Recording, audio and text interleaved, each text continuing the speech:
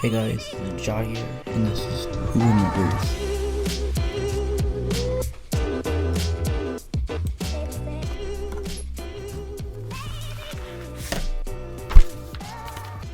Today we'll be talking about Castle Illusion starring Mickey Mouse for the Sega Genesis.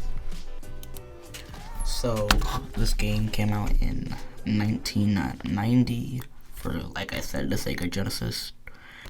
And something I really like about it is, like, usually games with like big characters, like, like that sell a lot of money, big companies with their mascots, usually it's not that good. The games are not that good. They just put it on there to sell some extra copies. But this one, it's pretty good.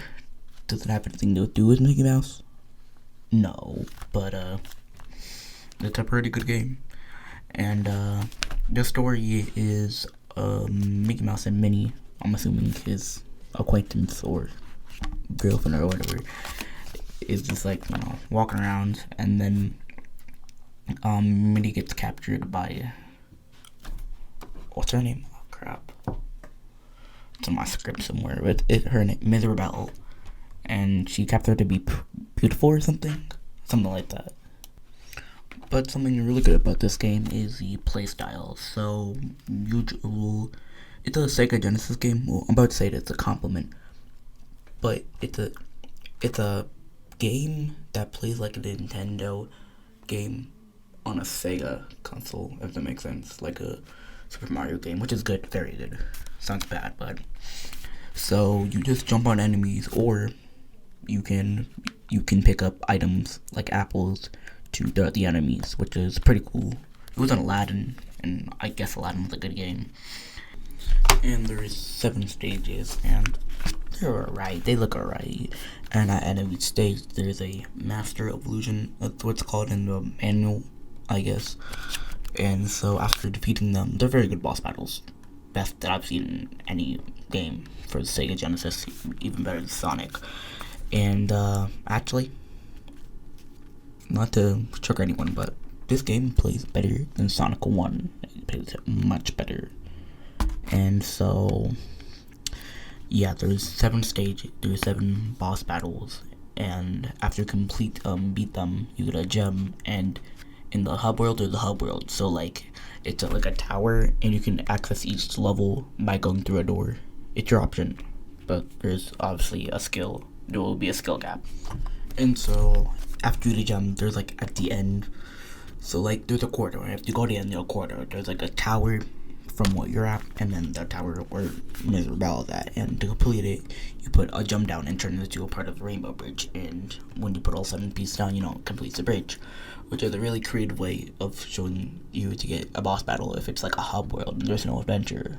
So yeah, and the one thing I don't like about this game is the visuals. Like, it looks wonderful for a Sega Genesis, but the levels aren't very colorful.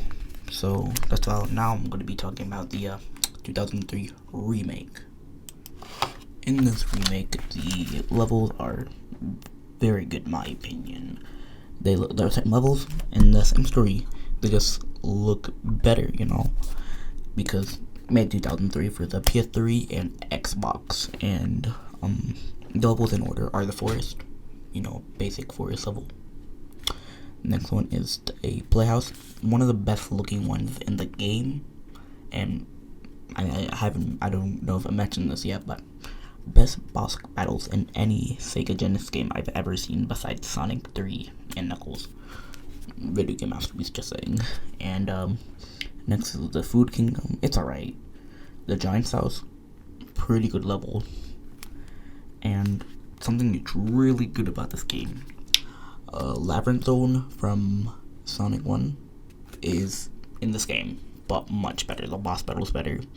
Everything's better. It's just built. Okay, probably because Mickey can swim somewhat, but it's a really good level.